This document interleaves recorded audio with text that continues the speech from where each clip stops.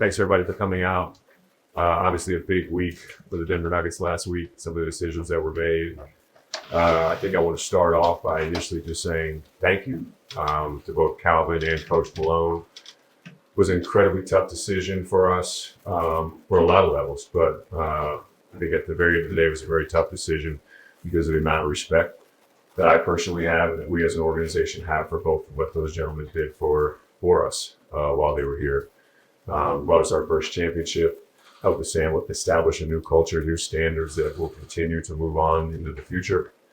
And to be frank, neither of them deserved it. So for that, I apologize. From my position, as a leader of the organization, I needed to be better at different points in time. I could see certain trends behind the scenes with the group, and those were worrisome. But when you have an incredibly talented roster that we have, an incredibly solid group across the board of people, we're able to play through some of that. And so ultimately, I made the decision that I did last week with the hope kind of rejuvenating the energy of the group and reestablishing some positive thoughts before the playoffs and some belief. And I think that we did that over the last 3 games. Hopefully you can see still a long way to go. But I think that the initial message that I want to make sure that people understand is that, we give a lot of thanks for what they did. We're pushing forward into the future, and this season is not over yet. So that being said, I'll go ahead and open it up for questions. Josh, what's kind of the order of operations moving forward? Do you feel like you need to have a general manager or the executive in place before you move on with finding a program head coach? I think that any question like that is going to be answered probably in a very generic way.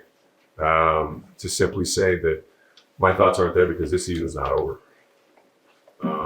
We just finished the season like a freight train, from what I can tell. I think last Wednesday, was a big step in just shifting the energy and getting past that first name without Coach Malone at the helm. And I thought our group did that brilliantly. Then you came back here Friday night to play a playoff team right next to each other in the standings. And it was one of those nights that, in the NBA season, you have to grind through. And so, that first half was a little bit of a slog. I thought our energy was great.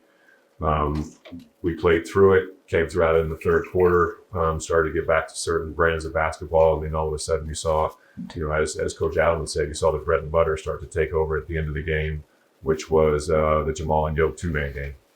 And then fast forward to yesterday, and, I didn't think that anybody in the group really knew what to expect because, Houston's clinched their spot. They're in a different position than us, not playing for their playoff life. And, where are they going to play their players? And so, I was actually pleased to find out they were going to play their players because I think our guys were ready for a chance to go against a very good team above them in the standings. And I think we came out with the right mindset in the first half. That showed a group that still has a lot of resolve and a lot of belief in where they're headed this year. Josh back here. At what point did you feel the Malone group dynamic was unsustainable or just their performances individually? And was there an exact moment where you looked at it and thought, okay, this is going one direction? There wasn't an exact moment. I've seen some of the reports that are out there. Some are true, some are completely false. I haven't. One of the reasons that I'm here to talk to you guys is to make sure that there's not any false narratives out there. When there's an information void around a decision like that, sometimes certain stories or perspectives will try to get filled. And so I'm here to answer anything like that. Was there a specific moment? Obviously, there was a specific moment last week, but over the course of the season, to be completely transparent with the group, there were 2 moments in time that I identified where I hesitated, and it was either out of personal feelings or belief for the group. One was last fall. I couldn't tell you the exact date. It was around Thanksgiving at some point when I was really feeling like things were not headed in a direction or up to my standards as an organization. And I saw it was reported that I would sit in with meetings with Calvin and Coach at times, which I did. But we had great conversation in those meetings. But I need more when I'm not around. My role is not to necessarily be there on a daily basis. I need people that are policing the culture, pushing it forward for me on a daily basis. And then, I think that we went on a little run before the All-Star break. It's been reported I saw out there that I was contemplating something around then. That is true. But when you have a roster like we do, you have the best player on the planet that can mask a lot of things. And so, what would be crazier me doing what I did last week or doing it on an 8-game win streak. And so, there's no real right answer to questions that I have to ask at times. But my feeling and my belief was there was more in that locker room, and that's what I acted on. I have a quick follow-up here. From the outside, it seems to me that Tim Conley and Calvin Booth are very different personality, temperament, strengths, and weaknesses. Is there anything you've learned from going from one to the other that kind of gives you a new perspective of what's important in a front office? I'd say from my personal perspective, that at any period of transition, I need to be really hands-on. Because, a long time ago, and I told the players, I think it's important for us all as people to understand our individual journeys, how we all wound up in the same room together. I mean, the different journeys that those people have been on as players alone, to get to that point in that locker room is very impressive and a wide array. But for me, it really was, coming out of the summer of 2013, we made a lot of organizational changes, and we helped to reestablish a culture underneath Coach Malone that I'm very proud of, and one that resulted in a championship grown organically over time. And to be frank, I'm very protective of that culture at this point. And that's why I say that I failed both Cal and Mo as a leader, because I let certain things slip to a place that they never should have been. And to be honest, we wound up making a decision last week that, like I said, I hesitated on twice, and I needed to be better for the group. Checking some personal feelings, my respect for both of them, to be a better person for the overall group. And that's why I say what I said earlier. Apologize to both Calvin and Coach. But, when I sat down with them both face to face and had very tough conversations, it came from a place of respect, which I think they both understood. And, I think it is important to make sure everybody understands that I had as positive of a bad conversation as I could have with each of them. Coach Malone was wonderful. Calvin was wonderful. I'm sure they had a wide range of emotions afterwards, but in the room with them at the moment, I think they both handled the conversation about as well as possibly can. Josh, you said that there were things that you observed that made you make this decision. Were any players or team personnel also coming up to you and complaining or asking for a change or further informing what you were seeing? No. I think that my job and my role as, relative leader of this organization is to have a read on that and understand, through a feeling.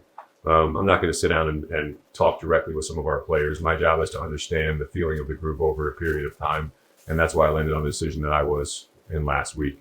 I saw Yoke kind of was quoted somewhere, but I did tell him just very briefly beforehand, told him the decision had been made, and wanted to know if he wanted to discuss it. I think, probably the local people here understand his personality as well as anybody. And so, he just kind of nodded, he understood, and onward we were. I know the players in the locker room have an incredible amount of respect for both Coach Malone and Calvin, and especially our tenured guys that won championship with him. So it's very difficult for everybody, but, they're mature. The locker room and some of our core players, they're not in their early 20s anymore. These are grown men with families now. And so they were ready for a challenge that I dropped on them, and I think they responded in an amazing way. Josh, how often did you meet with the two of them? And then you mentioned kind of needing for that to kind of be sustained when you're not there. What was kind of the process of understanding that it was not a tenable situation when you were not in the room to kind of mediate? I mean, I think that's a great question. That plays out over a period of time. Unfortunately, when I'm not there, that's exactly what I am, is I'm not there. I have a wide array of responsibilities across our businesses at this point. Just like I talked to the team, I mean, last Tuesday was the craziest Tuesday that I could have ever imagined. I had the worst morning that I've had in over 10 years with the Nuggets, followed by the most amazing afternoon I could have ever asked for with Arsenal Football Club. We beat Real Madrid 3-0 in their quarterfinals of the Champions League that we're going into to Spain this week, with a chance to advance. They need to stay focused. They got a lot of things they're dealing with too, but on a human level, that was a rough Tuesday for me. It was all over the place. But I think that, like I just keep saying, as a group, I think that, they understood and the energy was very flat. Maybe one specific that I didn't quite answer earlier was coming into the locker room after our Sunday night loss versus Indiana. I could feel how flat the room was. And, on a 4-game losing streak heading into the playoffs, with a flat locker room, that was when I understood and I internalized how much I had let this room slip. And that it was not up to the standards of what Denver Nuggets basketball really is. Josh, on your left, before I ask my question, can you clarify? You said you hesitated twice. Was it a hesitation to make the move on both Michael and Calvin at either time? Yeah. I think that they're both really good people, and that as an organization, we start with good people and we work hard. And so I had good enough relationships with them. I mean, Calvin was an assistant GM here for a number of years before he simply elevated into his role. Coach, helped establish the foundation of who we are to this day. So my respect for them as people probably led a little bit of that hesitation, but there's also a lot of other factors that it's my job to understand. And so, some of those factors coming into the season are, I think, very well known certain areas. I think, one, you're trying to integrate, several new players into the rotation, whether that's young players or established veterans. Establishing a new rotation after the departure of, KCP last summer was going to take a little bit of time. I also thought that we had a few players that were playing their way into shape, to be frank. It was a very, very funny summer from a lot of ways, but from my perspective, I have to understand that, what's the human side of what a player went through last summer. A few of ours went, heartbreaking loss in Game 7, probably needed a few weeks off, had to get themselves in shape for the Olympics. And then what's your natural human reaction after the Olympics? You need some time off to recover. And so those guys are always going to come into shape, but they're always going to come into camp maybe a little bit behind shape where the others might be. And that's understandable. And so that all factors into my thinking of maybe an early season decision, like I mentioned. Then you fast forward to the All-Star break and you're on an 8-game winning streak. And, was it against teams that are, playoff caliber? I have to go back and look, but I think that those 8 games masked a trend that was going on behind closed doors that ultimately started to really affect the end of our season, and that's why I jumped the way I did. Well, then you had 3 straight first-time GMs. So how much of a factor will it be your consideration to hire a GM that's had that job before? We're gonna go through a search for sure at the end of the year. I think I need to be as open-minded as possible. We've worked really hard to put ourselves in this position, a position that we've never been in before. I talked about, some of the changes in 2013, but some of the toughest moments that I ever had in my position with the Nuggets would be going through some of those early transitional phases and coming out to talk to our fans and our supporters. And they would be like, Josh, we just want a good team. And we just want to be able to compete. And I just look at them and I would say, I'm sorry, I believe there's more. And eventually we got there to where everyone believes there's more. And now we're operating in a standard of it that's a championship level. So I need to be aware of what's out there, how to make this team better, in all facets. And so, back to my main message, season's not over yet, but once the season is over, I think we're going to be as open-minded as we've ever been about everything. But I think it's important to note that right now, not part of the announcements last week, or along the lines of Coach Adelman, but I have named Ben Tenzer interim GM for the time being. And that's just simply done because Ben has been, started here as an intern way back, 2007, 8, 9, maybe. And I know in the moment that Ben knows what I want and we need. And so Ben's going to be at the helm for the playoffs. And I have full confidence in his ability right now. But once the season's over, I'm going to sit down, take a few days break, really think about everything, and then we're going to go attack it like we always do. Josh and Milt, this is one of the latest times that a playoff team has ever fired their head coach heading into the playoffs. I think it's the latest. The latest. So Trust me, I went through all that. I'm like, am I crazy? So I fully understand what you guys are probably thinking in the moment. So just given that, just how much pressure is there now applied to the rest of the coaching staff, given the change in roles, and how much pressure do the players now feel in the situation, given the way it would go? I think that from a pressure standpoint, my whole goal was to rip the Band-Aid off and take away all the pressure for everybody. I think, that my main comments to the group was around belief. So to kind of answer your question, was simply, I don't do what I did last week without having complete faith in several areas. One is our assistant coaches and our whole coaching staff. Those guys have been here for a number of years. We've had a lot of continuity in that area. They've been with this group of players for quite some time. And I think they know what they need to do in a moment like this, when the going gets tough. And then 1B, it's really just 1A or 1B, doesn't really matter, is Michael Cleveland, the players. It's a veteran group. Several of them have won championships. They know what the standards are. They know what they're about to head into. And so, I think that with those two areas, it's kind of their pillars of trust and belief. You can make a decision like you did last week, and while you don't feel good about it, you might feel a little more comfortable knowing that those are your two pillars that you're going to turn in place to. So I think that, from a pressure standpoint, there is no pressure. If we talk about being vulnerable as people, and I think that the decisions that got made last week thought that, maybe that made this group more vulnerable. But, I think Yoke's quote was pretty much spot on. What you? Josh, are you going to be more hands-on in your role with the organization moving forward? I don't know if I'll be any more or less. I think that, from my perspective, I've always been pretty hands-on in a way. Maybe more so than some people realize. What does that mean? I'm not 100% sure, but, I think with my background, it's natural for me to kind of think about it some. I live and breathe this stuff. This is what I do. This is what I've done for the last 15 years. And so, if anybody has a good read on the group, hopefully it's relatively me at my level. But, I'm never going to be somebody that's saying what player to pick or anything like that. I've moved way past that in my career and in my roles and my responsibilities. That doesn't mean my basketball instincts won't kick in. When there's a good example, like when Calvin is wanting to trade up in the draft to take a guy like Peyton Watson, that we're going to use a future asset. In that moment, you better believe my basketball instincts kick in, and I know all of the data around 1 year former McDonald's All-Americans and their success level in the NBA. And so in that moment, our minds will come together in a way that hopefully help us make a sound decision for the organization when you're using some of the assets and you're in the position that we're in. That makes sense. Yeah.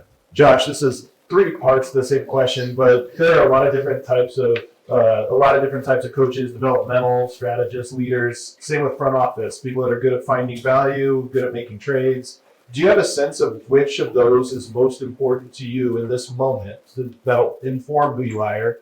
And then to what extent do you think Nicola should be involved in any conversations about who's brought in? I think what I would say, Adam, and what you described your question is finding value where others may not. And that's going to be a big area of what we need to be going forward. We have the best player in the world.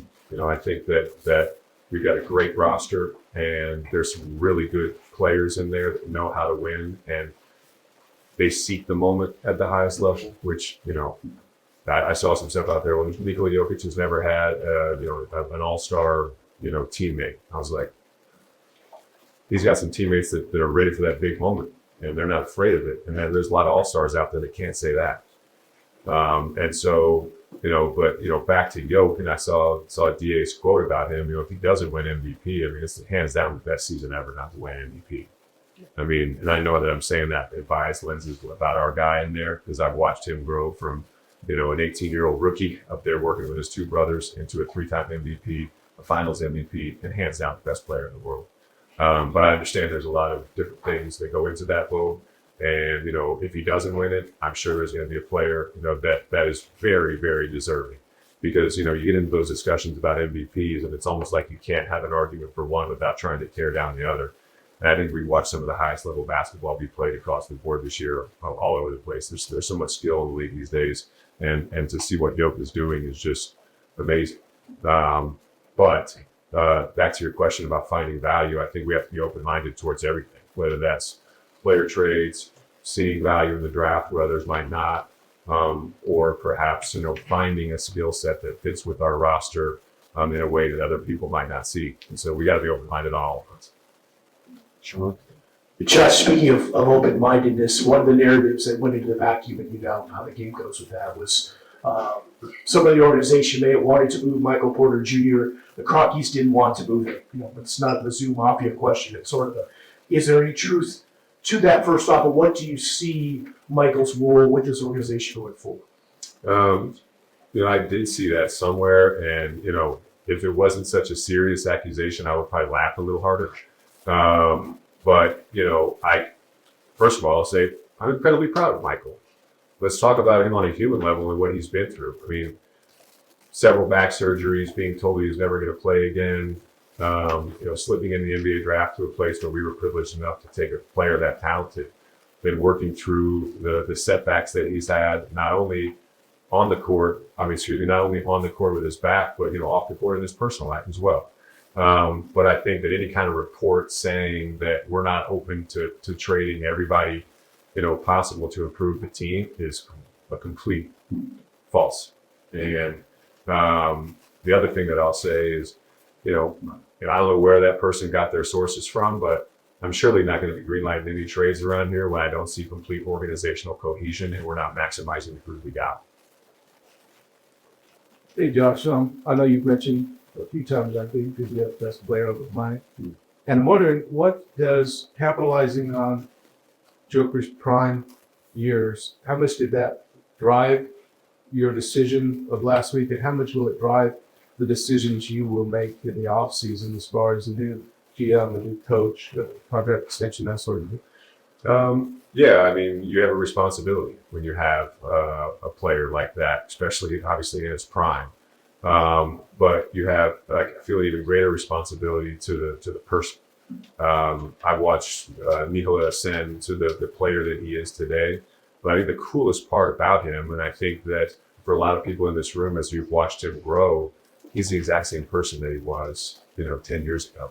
Just honestly, maybe even a better version, because he understands the impact that he can have on people's lives now through the platform of basketball.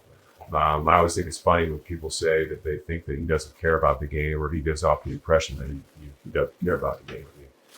His nickname's the Joker for a reason. It's not just because it rhymes with his last name.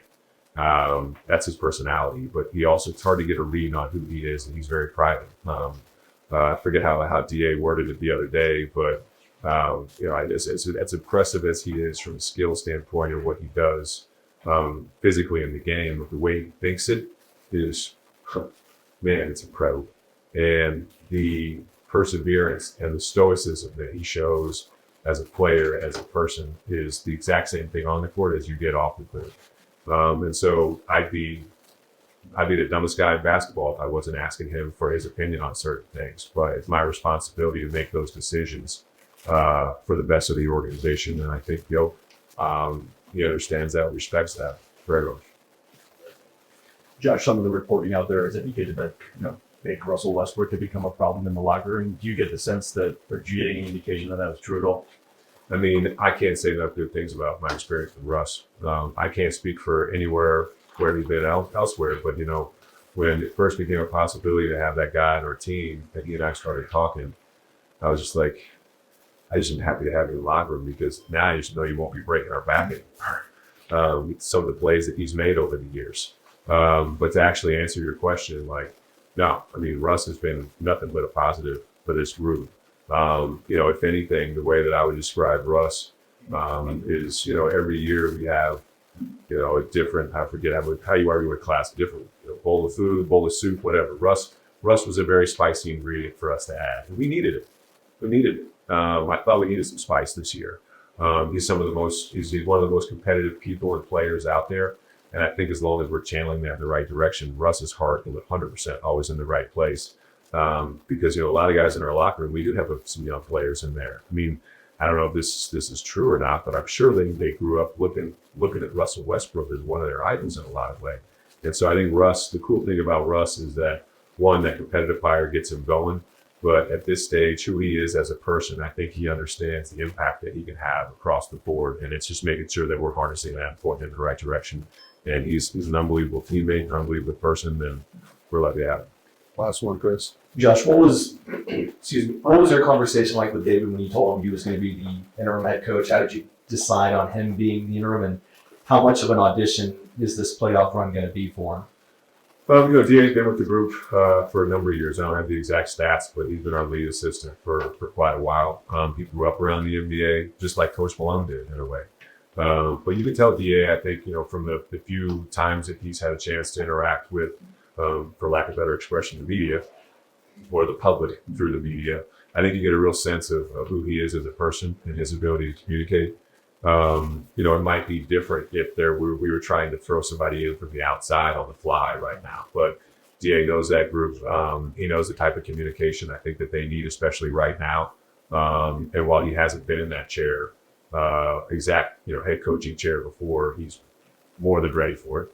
I think Patrick Waugh had a great quote one time. He's like, I read this funny stat sometime that, first year head coaches always have to have game one somewhere or something like that. And DA had to have game one somewhere at some point. And last week it just happened to be right in Sacramento. But I think that the group has full faith in him leading this going forward.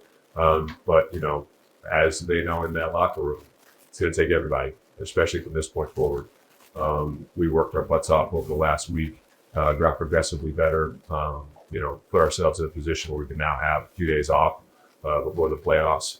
But I think that we'd be remiss if we didn't at least acknowledge what's coming into this building. And that I think is probably the NBA team playing the best of anybody right now. I don't know what the Clipper stats are over the last 15, 20 games or so, but they've been playing unbelievable basketball.